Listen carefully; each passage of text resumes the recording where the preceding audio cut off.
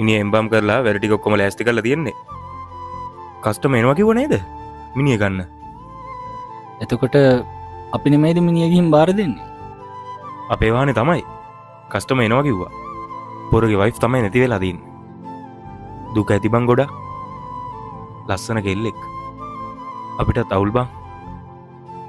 මේ වගේ අඩුවයිසි මිනිස්සු එම්බම් කරද්දි. ඒක නම් ඇත්තයි.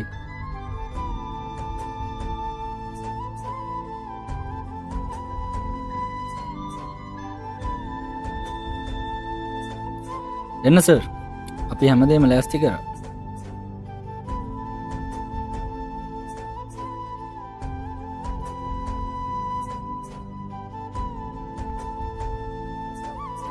මල්ලි මේ මාලිකාගේද? මිනි පෙට්ටිය පැටලිලා.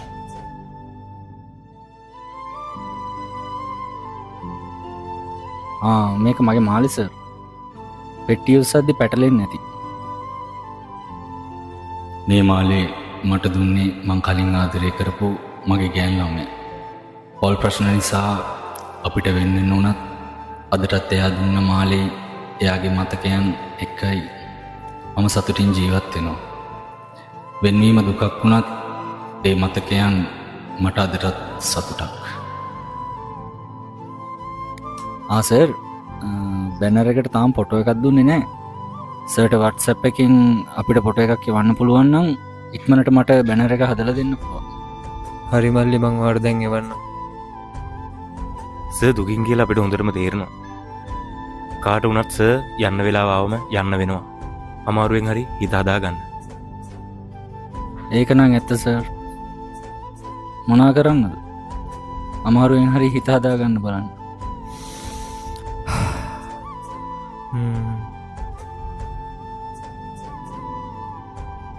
මල්ලි ෆොටෝ එක දාලා තියෙන්නේ. හරි සර්.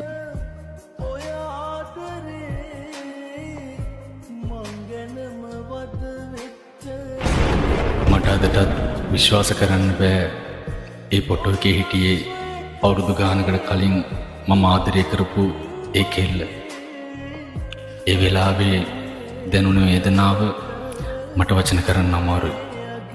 මගේ මාලේ එයාගේ මිනි පෙට්ටිය පැටලුනේ ආම්බේකින් කියලා මට පිළිගන්න බෑ. සමහර විට මගේ කරේ තිබුණ මාලේ එයාත් අදින් අල්ලගන්න ඇති.